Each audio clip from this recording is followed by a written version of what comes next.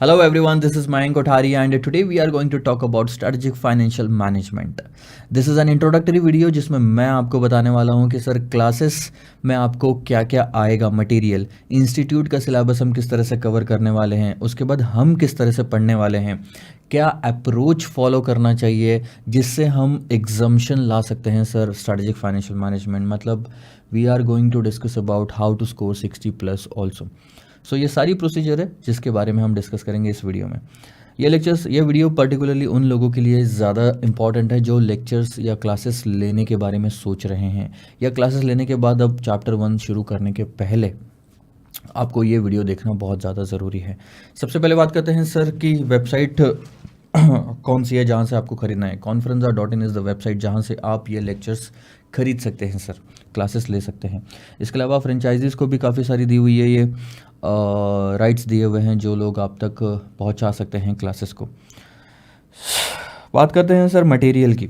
आपको 2 मटेरियल आएंगे, 2 मॉड्यूल आएगी। इन 2 मॉड्यूल्स के अंदर में सारे चैप्टर्स कवर्ड है इंस्टीट्यूट के सिलेबस के हिसाब से। सर हमने इसमें चैप्टर्स कवर किए हैं। जो इंस्टीट्यूट के सिलेबस में नाम है वही नाम हमने रखे हैं। जिस सीक्वेंस में इंस्टीट्यूट के सिलेबस ने लिया है उसी सीक्वेंस में हमारी क्लासेस में वो चैप्टर्स आपको मिलेंगे। और मैं बता रहा हूँ सर, ओल्ड सिलेबस जो था उसमें सीक्वेंस काम नहीं करता था इंस्टीट्यूट का, क्योंकि लिंकिंग बराबर नहीं थी। लेकिन अब जो न्यू सिलेबस में इंस्टीट्यूट ने सीक्वेंस रखा है चैप्टर्स का, वो बहुत ही सही तरीके से रखा है।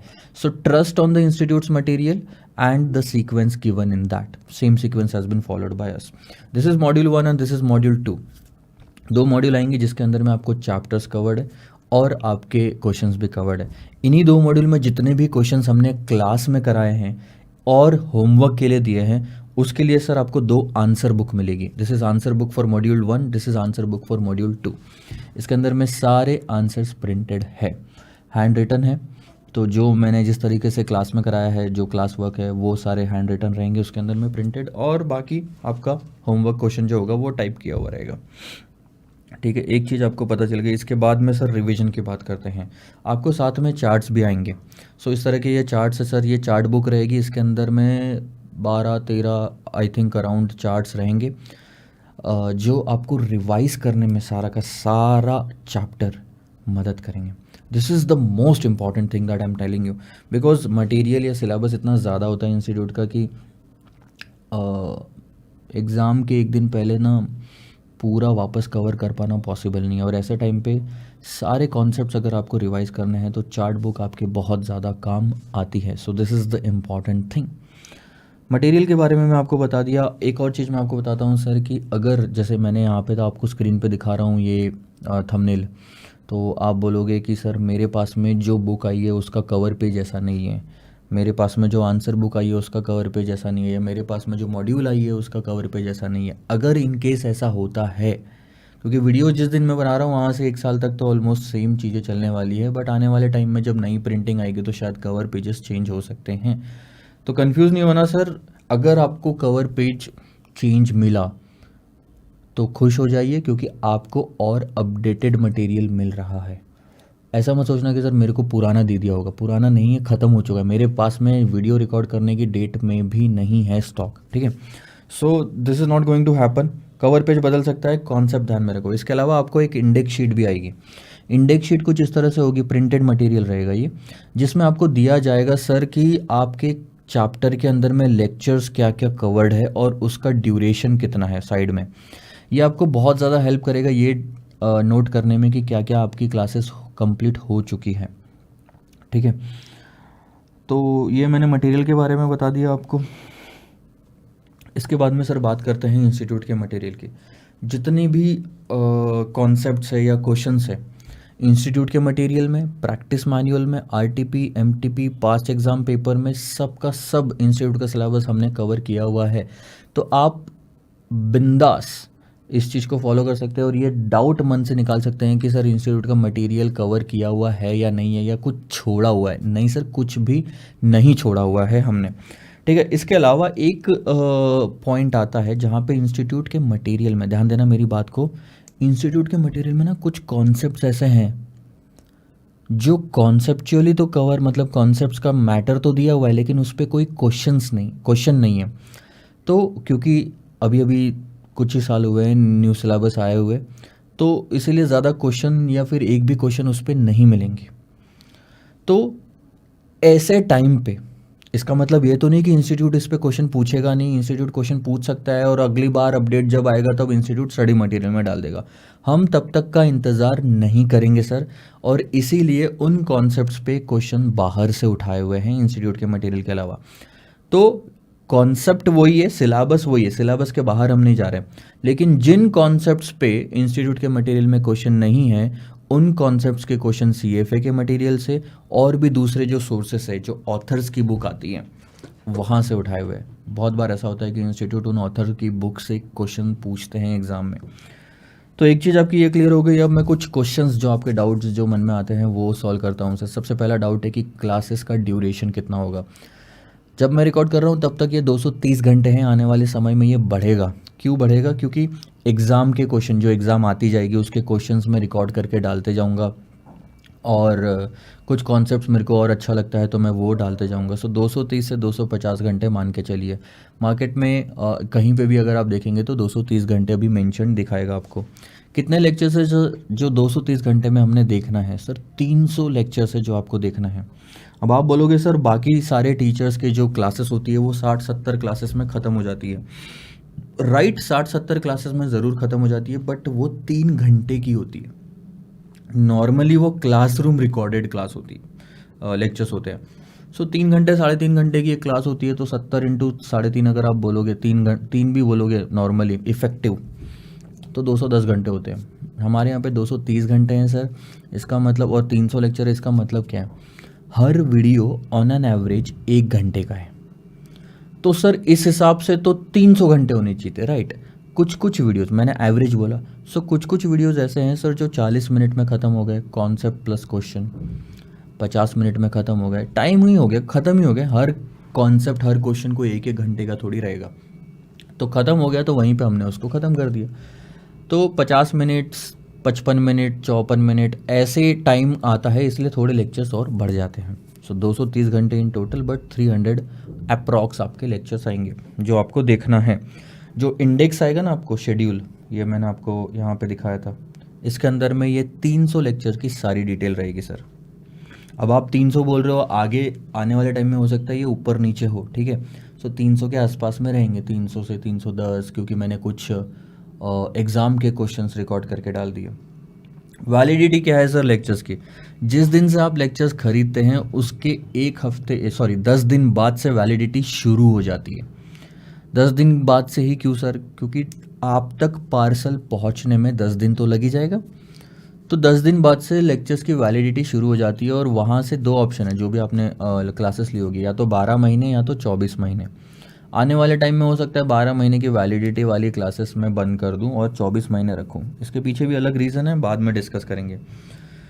नेक्स्ट क्वेश्चन आता है कि क्या हमने आईसीएआई का सिलेबस पूरा कवर किया है? यस सर, पूरा आईसीएआई का सिलेबस कवर किया है। इनफैक्ट ऐसे छोटे छोटे पॉइंट भी कवर किए हैं जो इंस्टीट्यूट ने आज तक एग्ज़ाम में नहीं पूछे।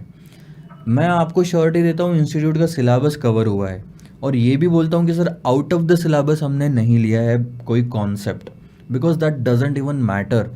Institute out of the syllabus concept नहीं पूछेगा। बुक में जो क्वेश्चन नहीं है, कॉन्सेप्ट है पर क्वेश्चन नहीं है, वो पूछ सकता है, और वो हमने कवर किए हैं। इसके बाद में सर क्या सीक्वेंस हमने फॉलो करना चाहिए लेक्चर्स को देखते समय? ये उनके लिए ज़्यादा इंपॉर्टेंट है जो लेक्चर्स खरीद चुके हैं और अब क्लासेस स्टार्ट करने वाले हैं और उसके पहले ये वाला वीडियो देख रहे हैं। तो मैं आपको बता दूं, चैप्टर 1 पहले आप कंप्लीट कर लो, जो थ्योरी चैप्टर है। इसके बाद में 3 कॉन्सेप्ट कवर करो पोर्टफोलियो मैनेजमेंट से। एक है रिस्क एंड रिटर्न वाला कॉन्सेप्ट, दूसरा है बीटा वाला, और तीसरा है कैपिटल एसेट प्राइसिंग मॉडल। ये CA PM मैंने लिखा ज़रूर है यहाँ पे, लेकिन ये आपका CA इंटर पे कवर हो चुका है। फिर भी ये 3 कॉन्सेप्ट पोर्टफोलियो से कवर करना आपने। इसके बाद आप वापस चैप्टर 2 पे आ जाओ, और अब सारा सीक्वेंस फॉलो करते जाओ। 2 के बाद तीसरा, तीसरे के बाद चौथा, चौथे के बाद पांचवा, एंड सो ऑन। और एक और इम्पॉर्टेंट चीज़, कहीं पे भी सीक्वेंस तोड़ने की कोशिश मत करना। बहुत सारे बच्चों ने क्या किया, फॉरेक्स चालू कर दिया सर डायरेक्ट, डेरिवेटिव्स किए बिना। बट डेरिवेटिव्स में ऐसे कॉन्सेप्ट्स है जो फॉरेक्स में कवर किए गए हैं, तो पहले हम डेरिवेटिव करेंगे, उसके बाद कॉन्सेप्ट फॉरेक्स करेंगे, ये प्रॉपर अप्रोच है।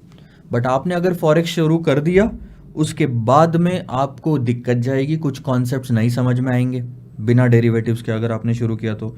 और फिर आप उठा के मुझे गाली दोगे कि सर ये आप क्या करा रहे हो, कुछ समझ ही नहीं आ रहा है, ये वाला कॉन्सेप्ट आया कहाँ से, इसके बारे में आपने कुछ बताया ही नहीं।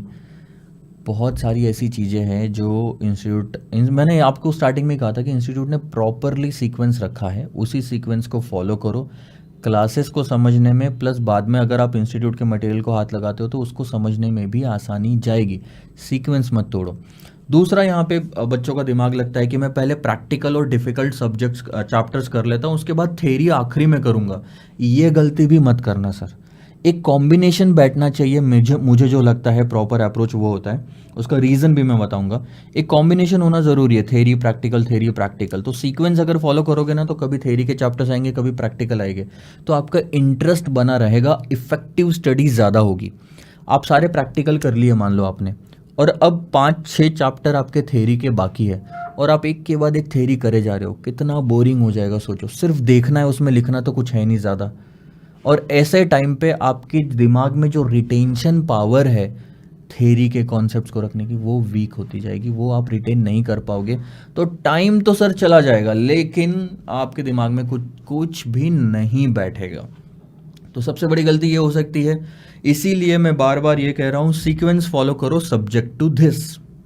आगे सर, अब सबसे बड़ा डाउट आता है पेन ड्राइव लेक्चर्स में, वीडियो लेक्चर्स में, सर डाउट सॉल्व नहीं करते कोई भी टीचर।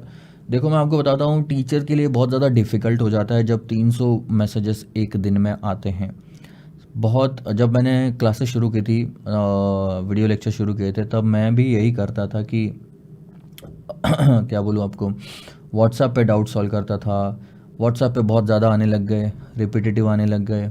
फिर मैंने टेलीग्राम पे ग्रुप बनाया, टेलीग्राम के ग्रुप को भी हैंडल नहीं कर पाया। क्यों, मैं आपको इसका रीज़न बताता हूँ, और लॉजिकल रीज़न है, ताकि आपको एक शांति मिल सके कि रीज़न क्या है इसके पीछे। मतलब एक फ्रस्ट्रेशन जो आता है उसको आप थोड़ा नीचे ला सकते हो।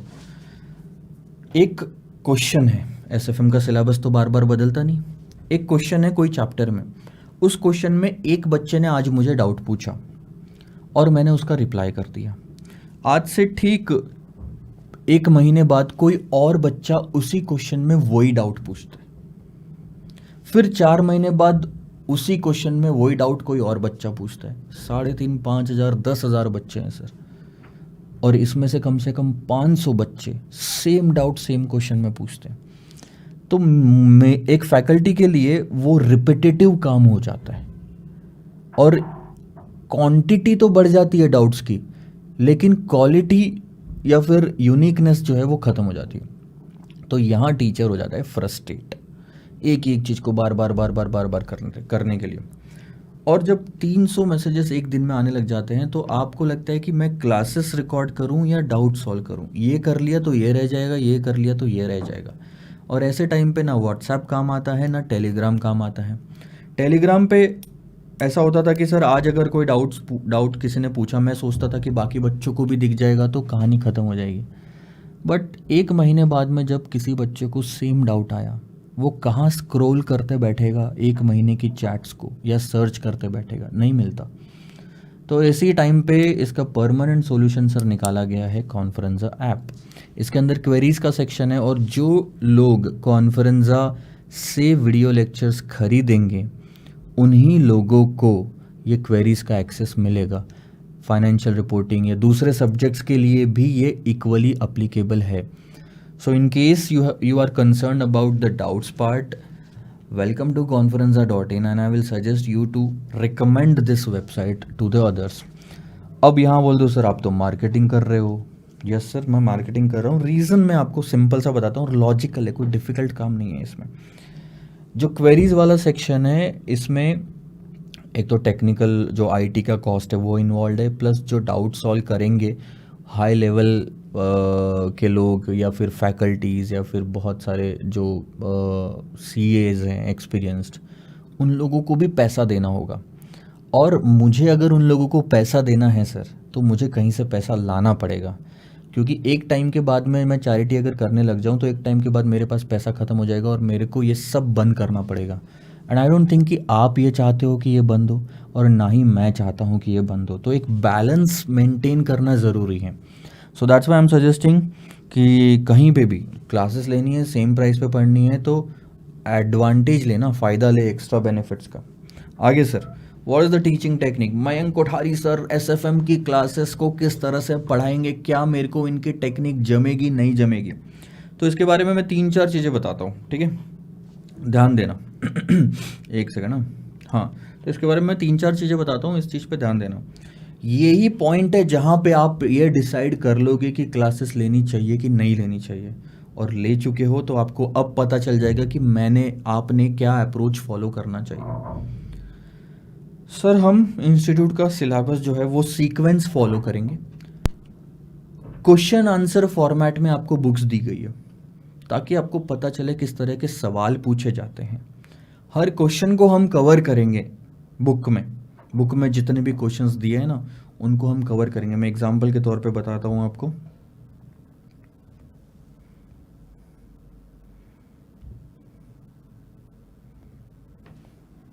देखो अभी मुझे ढूंढने दो एक बार, मॉड्यूल 1।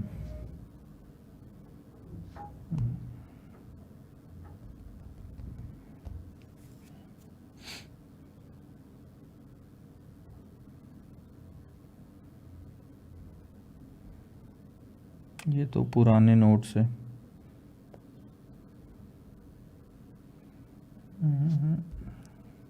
अच्छा, इसमें इंपोर्ट करके नहीं रखा है मैंने, फिर भी मैं आपको लेट्स से कोई पुराना बुक होगा उसमें से निकाल के दिखा देता हूँ। देखो जैसे ये पहला चैप्टर अगर आपका शुरू होगा तो क्वेश्चन आंसर फॉर्मेट में दिया है, क्वेश्चन 1 आंसर, क्वेश्चन 2 आंसर। इसी तरह से सारे कॉन्सेप्ट्स कवर किए गए हैं। मैं एक एक क्वेश्चन लूँगा, आपको समझाऊंगा सर उस चीज़ को, और उसके बाद ज़रूरत पड़े तो हम दोनों मिल के ये चीज़ पढ़ेंगे और अंडरलाइन करेंगे। जो जो चीज़ें इंपॉर्टेंट है सर मैं अंडरलाइन करवाऊंगा। तो एक बेस्ट क्या हो जाएगा पता है आपको? आपकी बुक को पढ़ना हो जाएगा। यहाँ पे सबसे गलत काम जो बच्चे करते हैं वो ये है, क्लासेस लगाने के बाद में ये अज्यूम करते हैं कि मेरे को पढ़ना नहीं है खुद ने, अब सिर्फ क्वेश्चंस करना है। ये सबसे गलत डिसीजन होता है। अगर आपको एग्जाम्शन लाना है ना सर, तो थोड़ा बस पेशेंस रखो। मैं एक क्वेश्चन को समझाऊंगा, उसके बाद उसके अंदर दिए गए कंटेंट को आपको पढ़ के भी बताऊंगा जहाँ जहाँ मुझे लगा, ठीक है। सूटेबिलिटी, फिजिबिलिटी, ये अकाउंट एक्सेप्टेबिलिटी है, समझाने के बाद मैं आपको पढ़ के भी बताऊंगा। पढ़ने के टाइम पे मैं वापस हो सकता है कुछ चीज़ें आपको समझाऊं, और इम्पॉर्टेंट चीज़ें हम अंडरलाइन करते जाएंगे। इसी तरह से आप भी मेरे साथ साथ में पढ़ लोगे। अब इसमें एक दिक्कत जा सकती है, आपको ये लग सकता है सर कि बहुत ज़्यादा पेशेंस रखने की ज़रूरत है। यस सर, तो आपको पेशेंस रखना पड़ेगा। आप अगर ये सोच रहे हो कि क्लासेस लेने के बाद में मेरा काम बहुत ही आसान हो जाएगा और मुझे हार्ड वर्क नहीं करना पड़ेगा, मेहनत नहीं करनी पड़ेगी, तो ये गलत है। और ये कहीं पे भी माइंडसेट लेके मत चलना, मेरा ये सजेशन है। मैं आपको गाइड कर सकता हूँ, कोई भी टीचर आपको गाइड कर सकता है सर, पास नहीं करवा सकता। मैं आपसे मेहनत करवा के लूँगा, ये मैं बोल रहा हूँ यहाँ पे, तो आपको मेहनत करनी पड़ेगी, ठीक है। तो इस कॉन्सेप्ट में हम चलेंगे। ये जो मेरी टेक्निक रहेगी, चीज़ें समझाई, पढ़ी, अंडरलाइन करवाई, कुछ चीज़ें जो मेरे को आसान लगी मैं आपको बोल दूंगा ये 4 क्वेश्चन आप कर लो, ठीक है। इसके बाद में ये तो थ्योरी के क्वेश्चन हो गए। इसके बाद में हर कॉन्सेप्ट जो हमने पढ़ लिया उसको समझाने के बाद में मैं उस पर क्वेश्चंस लूँगा। तो प्रैक्टिकल क्वेश्चन है, हर चैप्टर के एंड में प्रैक्टिकल क्वेश्चंस दिए गए हैं, वो हम क्वेश्चन पढ़ेंगे, समझेंगे और सॉल्व करेंगे। मेरे साथ साथ आपने लिखना है, या आप एक काम करो, बहुत ही आसान तरीका बताता हूँ। कॉन्सेप्ट वाले वीडियो देख लिया आपने एक बार का, उसके बाद में बहुत ही अच्छी चीज़ मैं बताता हूँ। मेरे क्वेश्चन को सॉल्व करवाने के पहले आप खुद सॉल्व करके देखो, और अब यहाँ पे होंगी गलतियाँ आपसे। 500 क्वेश्चन है, 500 क्वेश्चंस को मेरे सॉल्व कराने के पहले आप ट्राई करो, दिमाग लगाओ, गलती करो और अटक जाओ, चलता। 500 के 500 क्वेश्चन में अगर आपको लगा ना कि सर मैं सॉल्व नहीं